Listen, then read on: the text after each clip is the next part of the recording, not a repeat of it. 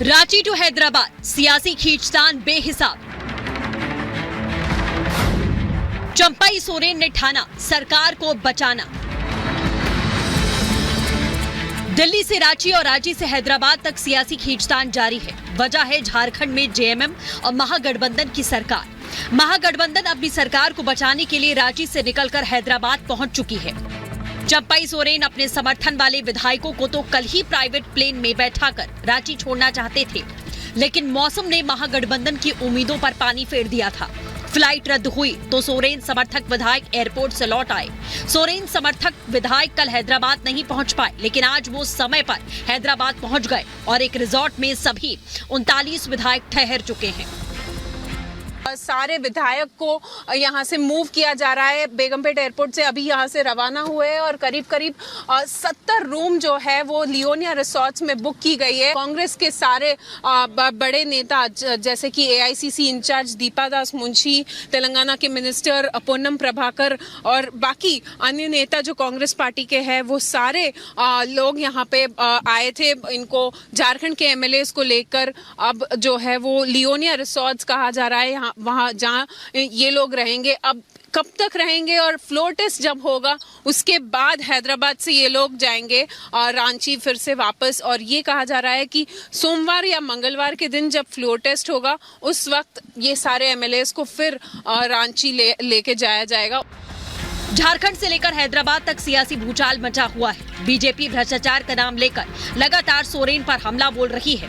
BJP का कहना है कि भ्रष्टाचारियों पर एजेंसियां लगातार शिकंजा कस रही हैं। 4 वर्षों से आप लूटने में लगे हुए। नदी के बालू को आपने बेच दिया, पत्थरों को आप बेच दिए, कोयला को आप लुटवा रहे हैं। अब झारखंड के भविष्य के साथ आप खेल रहे हो। हर वर्ग के लोग यहाँ दुखी थे हेमंत सोरेन की सरकार से, इसके लूट से, इनके भ्रष्टाचार से। इतना भ्रष्टाचार, इतना लूट और इसके बाद कोई केंद्रीय एजेंसी कुछ नहीं कर रही है तो कैसे लोकतंत्र बचेगा। तो आप तो उन सारे लोगों को ये विश्वास हुआ कि नहीं, मोदी के रहते अब कोई भ्रष्टाचारी बच नहीं सकता है। बीजेपी न सिर्फ सोरेन को आड़े हाथ ले रही है, बल्कि भ्रष्टाचार का नाम लेकर और सोरेन के सहारे बीजेपी ने कांग्रेस पर भी जमकर हमला बोला और कांग्रेस को बीजेपी ने सबसे बड़ा भ्रष्टाचारी बता दिया। साथ ही इसे विपक्ष का डर बताया और कहा कि तभी ये लोग हैदराबाद भाग रहे हैं। उनके अपने अंदर का अंतर्कलह है, क्योंकि ये अपने में विश्वास नहीं है, अविश्वास की स्थिति है कि ये लूट के में हिस्सेदारी चाहते हैं और बड़ी हिस्सेदारी चाहते हैं। जो 4 साल जो सरकार चली वो लूट के लिए ही बनी थी। लूट, जल जंगल जमीन सभी को लूटा है उन लोगों ने। कई एक बड़े चार्जेज लगे हैं और उस पर कार्रवाइयाँ भी चालू हो गई है। तो लूट में हिस्सेदारी चाहिए। और अभी चूँकि अब कम समय बचा है, 1 साल का समय बचा है, तो लोग चाहते हैं कि हम इसमें जो है सबसे बड़ा स्टेक होल्डर बने ताकि ज़्यादा ज़्यादा जो है हम लोग कमा सकें।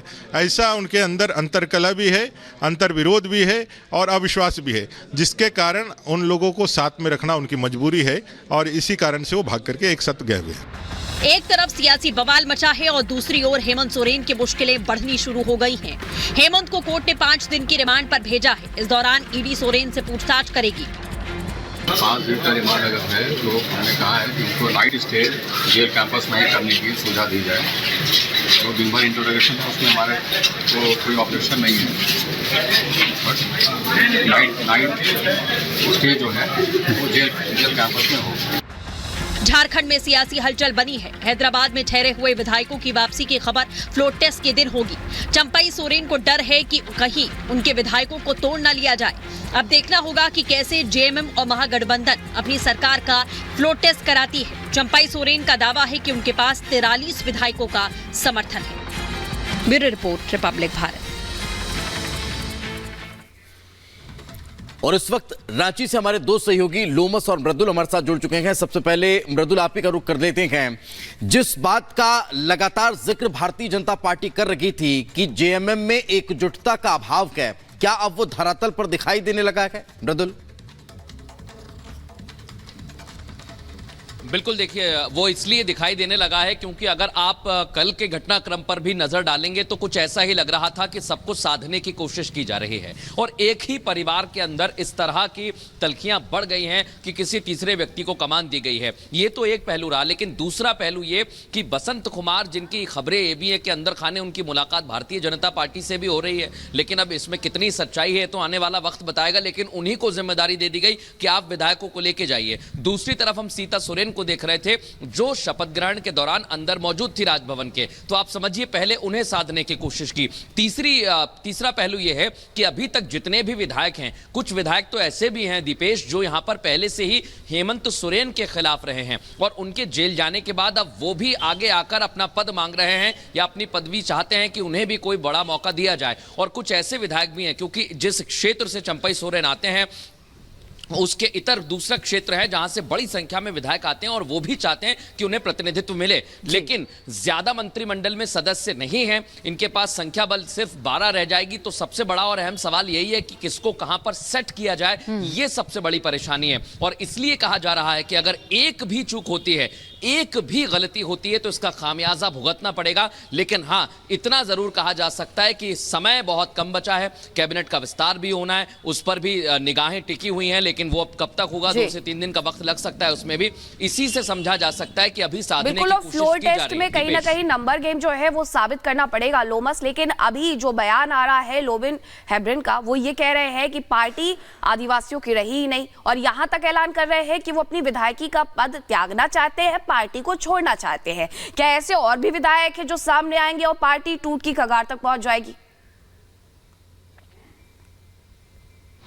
बिल्कुल, मैं आपको बता दूं कि एक तरफ जहां पे जेएमएम अपने विधायकों को साधने की कोशिश कर रही है और जब फ्लोर टेस्ट होगा तो तमाम विधायक वहां पे मौजूद रहे, उसको लेकर के लगातार ही विधायकों को कहा जा रहा है कि आप एकजुटता दिखाएं। लेकिन दूसरे तरफ जहां पे लोबिन हेम्ब्रम का बगावती सुर देखने को मिल रहा है, वहां पे साहिबगंज में वो मीडिया से बात करते हुए उन्होंने ये कहा कि जो चंपई सोरेन ने सीएम पद की शपथ ली है वो सरासर गलत है और उनको, क्योंकि वो बाहर से आते हैं, वो संथाली नहीं है और जो संथाल के सीएम को बनाना चाहिए, जो संथाल से आए, जो संथाली हो, जो आदिवासी हो, उसी को सीएम बनाना चाहिए था। गुरुजी को भी चंपई सोरेन पसंद नहीं थी, लेकिन यहां पर उनको किस तरीके से बनाया गया, सीएम पद की उपाधि दी गई, तो वो सरासर गलत है। ये पूरी तरीके से आप देख सकते हैं कि जब फ्लोर टेस्ट होने वाला उससे पहले ये जो सीनियर नेता है जेएमएम के लोबिन हेम्ब्रम, उनकी बगावती सुर पूरी तरीके से देखी जा रही है। उनका कहना है कि अब वो पूरी तरीके से बगावत पे आ गए। बिल्कुल, बगावत पर आ गए हैं और अब ये बगावत आखिर किस तरह का रंग जो है वो झारखंड में दिखाती है, देखने वाली बात को की। बहुत बहुत शुक्रिया आप दोनों का हमारे साथ चर्चा में जुड़ने के लिए। आगे बढ़ते हैं और अगली खबर का रुख करते हैं, बात कर लेते हैं संसद की, जहां पर लोकसभा में ओवैसी एक बार फिर सरकार पर भड़कते हुए नजर आए। इतना नहीं, उन्होंने ये तक कह दिया कि सरकार हर मस्जिद को छीनना चाहती है, दबाव सरकार बना रही है, सत्य से भय नहीं, कानून पर सवाल। तो इस तरह की बातें हो रही है, मुस्लिमों को दबाने की कोशिश हो रही है, ये वैसी कह रहे हैं। लोकसभा में सरकार पर भड़कते हुए असदुद्दीन ओवैसी ने सरकार पर मस्जिदों को छीनने का आरोप लगाया और कहा कि मुस्लिमों को दबाने की कोशिश हो रही है।